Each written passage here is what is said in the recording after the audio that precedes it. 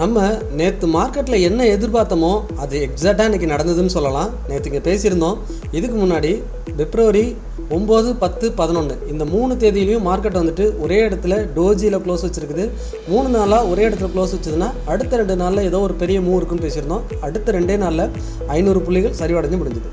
இப்போ நம்ம நேற்று வீடியோ பார்க்காதவங்க கட்டாயம் போய் பாருங்கள். நேற்று வீடியோவில் திரும்பவும் பேசியிருந்தோம். 24,400லேருந்து 24,470 இந்த 100 புள்ளிக்குள்ளேயே 3 நாளாக நிஃப்டி க்ளோஸ் வச்சிட்ருக்கு. ஸோ ஏதோ ஒரு பக்கம் பெரிய மூவ் இருக்குது அப்படிங்கிறத பேசியிருந்தோம். 25,300 பிரேக் பண்ணால் நல்லாவே மூவ் ஆகிடும். அரௌண்ட் இந்த சப்போர்ட் 25,100 இந்த ரேஞ்சுக்கிட்ட வரும்னு பேசியிருந்தோம். ஏறக்குறைய 25,150 நம்ம எதிர்பார்த்த இடத்துக்கு நிஃப்டி எக்ஸாக்டாக ஒரே நாளில் வந்துருச்சு. 300 புள்ளிகள் மைனஸ். நம்ம என்ன எதிர்பார்த்தோமோ அது அப்படியே நடந்துச்சு. நேற்று வீடியோ பார்க்காதவங்க போய் பாருங்கள், அதை நல்லா புரிஞ்சுப்பீங்க. இன்றைக்கி மார்க்கெட்டோட அப்டேட் பார்த்துடலாம். நிஃப்டி பார்த்தீங்கன்னா 329 புள்ளிகள் சரிவடைஞ்சு முடிஞ்சிருக்கு, 1.2%. இதில் HDFC bank, ICICI bank, Bharti Airtel, Reliance, M&M, Kotak bank, ITC இந்த பங்குகள் மட்டுமே அரௌண்டு 150 புள்ளிகள் கிட்ட நிஃப்டியை சரிவடைஞ்சு முடிஞ்சிருக்கு.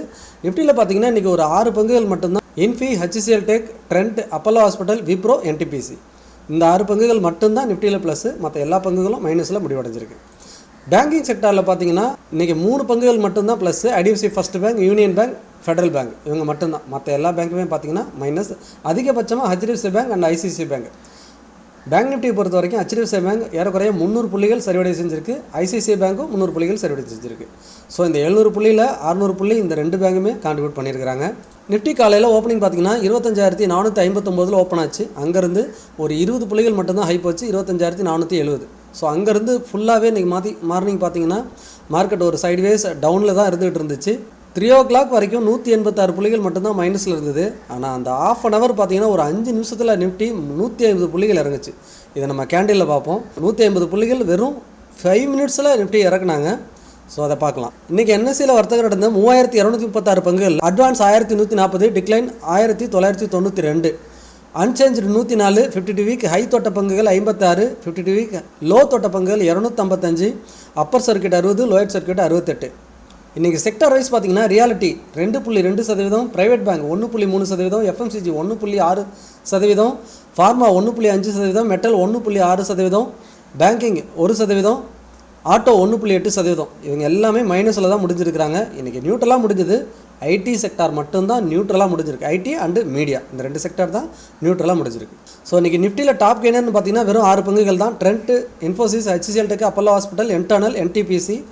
டாப் லூசர்ஸில் அதிகபட்சமாக எல்லா பங்குகளுமே 2.6%, 2%க்கு மேலே, 1.8, 2%க்கு மேலே தான் எல்லா பங்குகளுமே இறங்கியிருக்குன்னு வச்சுக்கோங்க. நிஃப்டிக்கு வருவோம். நிஃப்டி நம்ம எதிர்பார்த்த மாதிரி நேற்றே எதிர்பார்த்தோம். ஒரு பெரிய மூவ் ஏதாவது ஒரு பக்கம் 500 புள்ளியிலேருந்து 300 புள்ளி விழுவுன்னு, இன்றைக்கே 300 புள்ளி விழுந்துருச்சு. ஸோ இந்த மூவ் நம்ம எதிர்பார்த்தது தான். ஆனால் இதுக்கப்புறம் இருக்க மூவ் தான் இன்னும் பெருசாக இருக்க போகுது. அது ஏன்னா மந்த்லி முடிஞ்சிருச்சு. இப்போ மந்த்லி கேண்டில் க்ளோஸ் வச்சுட்டாங்க. அடுத்த மண்டே ஓப்பனிங் வந்துட்டு மார்ச் மாதத்தோட ஃபஸ்ட்டு ஓப்பனிங் டே கேண்டில் வந்து ஓப்பன் ஆக போகுது. ஆனால் இங்கே பிப்ரவரி மாதத்தை பாருங்கள், ஏறக்குறைய இவ்வளோ பெரிய டோஜி இங்கே 24,500க்கும் 26,300, 400க்கும் வந்திருக்கு. இந்த கேண்டிலோட ஹைட்டே பார்த்தீங்கன்னா 7%. ஏறக்குறைய 7% நிஃப்டி வந்துட்டு இந்த பிப்ரவரி மாதத்தில் அப் அண்ட் டவுன் ஜிக்ஸாக மூவ் ஆகி மிடில் முடிஞ்சிருக்குது. சரிங்களா? ஸோ பாயிண்ட் வைஸ் பார்த்தீங்கன்னா உங்களுக்கு அரௌண்டு பாட்டமில் அரௌண்டு 24,400, மேலே 26,300, ஏறக்குறைய 1800 புள்ளிகள். ரவுண்ட் ஃபிகராக ஒரு 1500 புள்ளிகள் வச்சுக்கோங்க. ஸோ மினிமம் 1500 பாயிண்ட் இந்த கேண்டில் எந்த பக்கம் பிரேக் ஆகுதோ அந்த பக்கம் இருக்கும். ஸோ நான் ஆல்ரெடி பேசிட்டோம். 24,300 அண்ட் 26,300 இது 2000 பாயிண்ட். இது எந்த பக்கம் பிரேக் ஆகுதோ 2000 பாயிண்ட் மூவ் ஆக போகுதுன்னு பேசியிருந்தோம். ஸோ இந்த ஒரு கேண்டில் சிங்கிள் கேண்டிலே 1800 புள்ளிகள் இருக்குது. அப்போ இது எந்த சைடு பிரேக் ஆகுதோ அந்த சைடு கன்ஃபார்மாக ஒரு பெரிய மூவ் இருக்குது மார்ச் மாதத்தில், ஸோ அல்லது ஏப்ரல் மந்தில். ஆனால் என்னோட வியூ ஏப்ரலோ ஆர் மார்ச்லேயோ அப்பர் சைடு தான் பிரேக் ஆகிறதுக்கு அதிகமான வாய்ப்பு இருக்குதுன்னு நான் நம்புகிறேன். ஸோ நான் ஏன் மார்க்கெட் அப்பர் சைடு தான் பிரேக் ஆகும்னு நம்புகிறேன். மற்ற செக்டார்ஸ்லாம் எப்படி மூவ் ஆகிறதுக்கு சான்சஸ் இருக்குது, இது எல்லாமே டீட்டெயில்டாக மந்த்லி வியூவில், அதாவது இந்த மாதம் முடிஞ்சிருச்சு, நாளைக்கு வீடியோவில் மார்ச் மந்தோட வியூ எப்படி இருக்குங்கிறத டீட்டெயில்டாக பார்க்கலாம். அந்த வீடியோ மிஸ் பண்ணாமல் பார்த்துருங்க. இன்றைக்கி டே ஃபுல்லாக மார்க்கெட்டு இங்கேருந்து பார்த்தீங்கன்னா 27th இங்கேருந்து பார்த்தீங்கன்னா ஓப்பனிங்லேருந்து கிராஜுவலாக அப்படியே ஒரு சைட்வேஸில் இருந்த மார்க்கெட்டு செங்குத்தாக ஒரு 5 நிமிஷத்தில் 25,300லேருந்து 25,150 செங்குத்தாக இறக்கி விட்டாங்கன்னே சொல்லலாம். ஓகே, இது வந்து இன்னுமே ஒரு பிக் மூவ் காத்திருக்குது மார்க்கெட்டில்.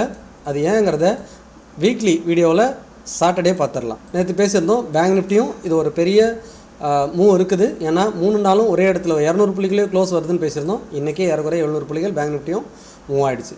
தென் அதிகபட்சமாக இன்றைக்கி கரெக்ஷன் நடந்தது பார்த்தீங்கன்னா 2% ரியாலிட்டி செக்டர். எஸ், ரியாலிட்டி திரும்பவும் அதனோட சப்போர்ட் பக்கத்துலேயே வந்திருக்கு. உங்களுக்கு தெரிஞ்சிருக்கும் இந்த 765ங்கிறது அதனோட சப்போர்ட் அங்கேயே வந்துருச்சு. ஸோ டபுள் பாட்டம் கன்சிடர் பண்ணிட்டு திரும்ப மேலே போகுதான் நம்ம வெயிட் பண்ணி வீக்லி வீடியோவில் இதை ஃபுல்லாக அனலைஸ் பண்ணி பார்க்கலாம்.